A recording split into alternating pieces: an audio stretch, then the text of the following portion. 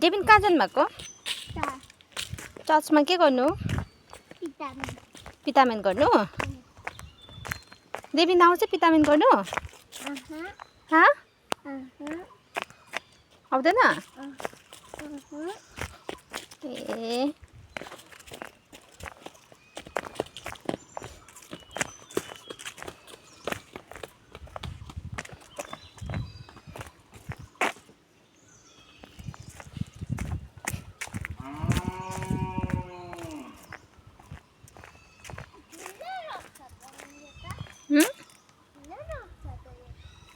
चढ्नु सक्छौ तिमी?